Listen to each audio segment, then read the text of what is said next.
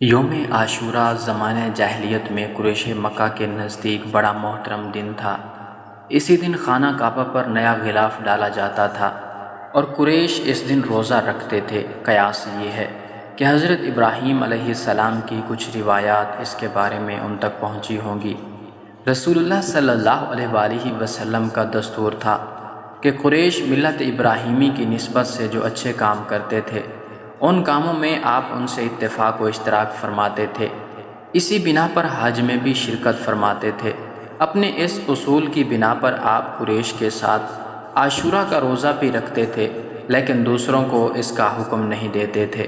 پھر جب آپ مدینہ طیبہ تشریف لائے اور یہاں یہود کو بھی آپ نے عاشورے کا روزہ رکھتے دیکھا اور ان کی یہ روایت کی کہ یہ وہ مبارک تاریخی دن ہے جس میں حضرت موسیٰ علیہ السلام اور ان کی قوم کو اللہ تبارک و تعالی نے نجات عطا فرمائی تھی اور فرعون اور اس کے لشکر کو غرقاب کیا تھا، تو آپ صلی اللہ علیہ وسلم نے اس دن کے روزے کا زیادہ اہتمام فرمایا اور مسلمانوں کو بھی عمومی حکم دیا کہ وہ بھی اس دن روزہ رکھا کریں۔ بعض حدیثوں میں ہے کہ آپ نے اس کا ایسا تاکیدی حکم دیا جیسا حکم فرائض اور واجبات کے لیے دیا جاتا ہے۔ چنانچہ بخاری و مسلم میں سلمہ بن القو اور ربیع بنت معوذ بن عفر سے مروی ہے کہ رسول اللہ صلی اللہ علیہ وسلم نے یوم عاشوراء کی صبح مدینہ منورہ کے آس پاس کی ان بستیوں میں جن میں انصار رہتے تھے یہ اطلاع بھجوائی کہ جن لوگوں نے ابھی تک کچھ کھایا پیا نہ ہو وہ آج کے دن روزہ رکھیں، اور جنہوں نے کچھ کھا پی لیا ہو وہ بھی دن کے باقی حصے میں کچھ نہ کھائیں بلکہ روزہ داروں کی طرح رہیں۔ بعد میں جب رمضان المبارک کے روزے فرض ہوئے تو عاشوراء کے روزے کی فرضیت منسوخ ہو گئی اور اس کی حیثیت ایک نفل روزے کی رہ گئی، لیکن اس کے بعد بھی رسول اللہ صلی اللہ علیہ وسلم کا معمول یہی رہا کہ آپ رمضان المبارک کے فرض روزوں کے علاوہ نفلی روزوں میں سب سے زیادہ اسی روزے کا اہتمام فرماتے تھے، جیسا کہ حدیث آگے آ رہی ہے۔ یوم عاشوراء کی تاریخی اہمیت۔ یوم عاشوراء بڑا ہی محترم بشان اور عظمت کا حامل دن ہے۔ تاریخ کے عظیم واقعات اس سے جڑے ہوئے ہیں۔ چنانچہ مورخین نے لکھا ہے کہ یوم عاشوراء میں ہی آسمان و زمین، قلم اور حضرت آدم علیہ السلام کو پیدا کیا گیا۔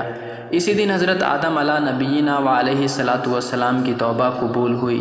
اسی دن حضرت ادریس علیہ السلام کو آسمان پر اٹھایا گیا۔ اسی دن حضرت نوح علیہ السلام کی کشتی ہولناک سیلاب سے محفوظ ہو کر کوہ جودی پر لنگر انداز ہوئی۔ اسی دن حضرت ابراہیم علیہ السلام کو خلیل اللہ بنایا گیا اور ان پر آگ گلے گلزار ہوئی۔ اسی دن حضرت اسماعیل علیہ السلام کی پیدائش ہوئی۔ اسی دن حضرت یوسف علیہ السلام کو قید خانے سے رہائی نصیب ہوئی اور مصر کی حکومت ملی۔ اسی دن حضرت یوسف علیہ السلام کی حضرت یعقوب علیہ السلام سے ایک طویل عرصے کے بعد ملاقات ہوئی۔ اسی دن حضرت موسیٰ علیہ السلام اور ان کی قوم بنی اسرائیل کو فرعون کے ظلم و استبداد سے نجات حاصل ہوئی۔ اسی دن حضرت موسیٰ علیہ السلام پر توریت نازل ہوئی۔ اسی دن حضرت سلیمان علیہ السلام کو بادشاہت واپس ملی۔ اسی دن حضرت ایوب علیہ السلام کو سخت بیماری سے شفا نصیب ہوئی۔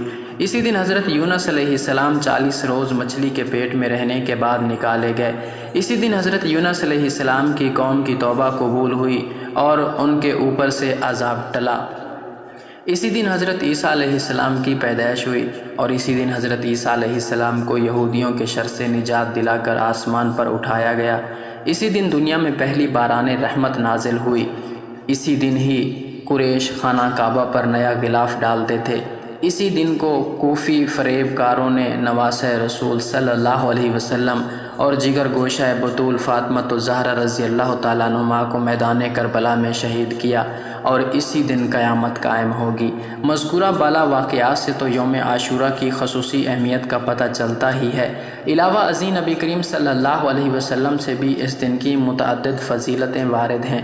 چنانچہ حضرت ابن عباس رضی اللہ تعالیٰ عنہ فرماتے ہیں، میں نے نبی کریم صلی اللہ علیہ وسلم کو کسی فضیلت والے دن کے روزے کا اہتمام بہت زیادہ کرتے نہیں دیکھا سوائے اس دن یعنی یوم عاشوراء کے، اور سوائے اس ماہ یعنی ماہ رمضان المبارک کے۔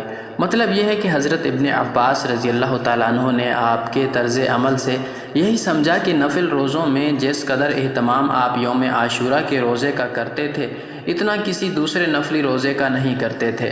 حضرت ابن عباس رضی اللہ تعالی عنہ سے مروی ہے کہ رسول اللہ صلی اللہ علیہ وسلم نے ارشاد فرمایا، روزے کے سلسلے میں کسی بھی دن کو کسی دن پر فضیلت حاصل نہیں مگر ماہ رمضان المبارک کو اور یوم عاشورہ کو، کہ ان کو دوسرے دنوں پر فضیلت حاصل ہے۔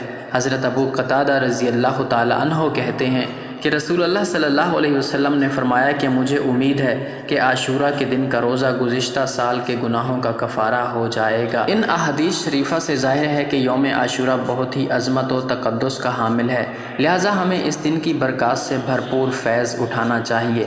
یوم عاشورہ کے ساتھ ساتھ شریعت مطہرہ میں محرم کے پورے ہی مہینے کو خصوصی عظمت حاصل ہے، چنانچہ 4 وجوہ سے اس ماہ کو تقدس حاصل ہے۔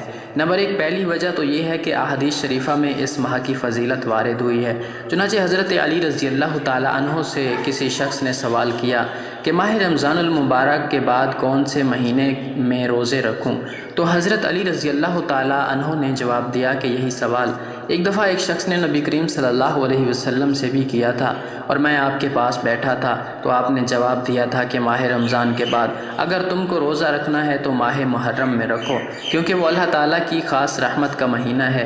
اس میں ایک ایسا دن ہے جس میں اللہ تعالیٰ نے ایک قوم کی توبہ قبول فرمائی اور آئندہ بھی ایک قوم کی توبہ اس دن قبول فرمائے گا۔ نیز حضرت ابو ہریرہ رضی اللہ عنہ سے روایت ہے، نبی کریم صلی اللہ علیہ وسلم نے ارشاد فرمایا، ماہ رمضان المبارک کے روزوں کے بعد سب سے افضل روزہ ماہ محرم الحرام کا ہے۔ اسی طرح حضرت ابن عباس رضی اللہ تعالی عنہ سے روایت ہے کہ نبی کریم صلی اللہ علیہ وسلم نے ارشاد فرمایا، جو شخص محرم کے ایک دن میں روزہ رکھے اور اس کو ہر دن کے روزے کے بدلے 30 دن روزہ رکھنے کا ثواب ملے گا۔ نمبر 2، مندرجہ بالا احادیث شریفہ سے دوسری وجہ یہ معلوم ہوئی کہ یہ شہر اللہ ہے، یعنی اللہ تعالیٰ کی خاص رحمتوں کا مہینہ ہے، تو اس ماہ کی اضافت اللہ کی طرف کرنے سے اس کی خصوصی عظمت و فضیلت ثابت ہوئی۔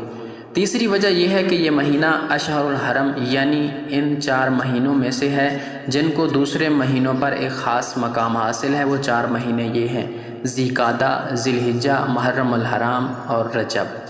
چوتھی وجہ یہ ہے کہ اسلامی سال کی ابتدا اسی مہینے سے ہے، چنانچہ امام غزالی رحمۃ اللہ لکھتے ہیں کہ ماہ محرم میں روزوں کی فضیلت کی وجہ یہ ہے کہ اس مہینے سے سال کا آغاز ہوتا ہے، اسی لیے اسے نیکیوں سے معمور کرنا چاہیے اور خداوند قدوس سے یہ توقع رکھنی چاہیے کہ وہ ان روزوں کی برکت پورے سال رکھے گا۔ ناظرین، سوال یہ پیدا ہوتا ہے کہ کیا محرم کے مہینے میں ہم بستری کر سکتے ہیں؟ کیا ہم بستری کرنے سے نکاح پر کوئی فرق پڑتا ہے؟ کوئی اثر پڑتا ہے؟ کیا نکاح ٹوٹ جاتا ہے؟ اس بات میں کتنی حقیقت ہے، آئیے جانتے ہیں۔ ناظرین، درج ذیل حالات میں میاں بیوی کے لیے ہم بستری کرنا شرعاً ممنوع ہے۔ نمبر 1، روزے کی حالت میں۔ نمبر 2، احرام کی حالت میں۔ نمبر 3، حاجی کے لیے طواف زیارت کرنے سے پہلے تک۔ نمبر 4، ماہواری کے دنوں میں۔ نمبر 5، نفاس یعنی بچے کی پیدائش کے بعد جو خون آتا ہے کے دنوں میں۔ ان حالات کے علاوہ بقیہ تمام دنوں میں ہم بستری جائز ہے، لہٰذا 9 اور 10 محرم کے درمیان ہم بستری کی ممانعت کا عقیدہ رکھنا یا اسے جائز نہ سمجھنا درست نہیں۔ لہٰذا یہ بات ثابت ہوگی کہ محرم کے مہینے میں بھی ہم بستری کرنے سے نکاح پر کوئی اثر نہیں پڑتا، نکاح نہیں ٹوٹتا۔ باقی یہ الگ چیز ہے کہ ادب، لحاظ اور باقی چیزیں ملحوظ خاطر رکھی جائیں۔ اللہ تعالی ہمیں سمجھنے کی توفیق عطا فرمائے، آمین یا رب العالمین۔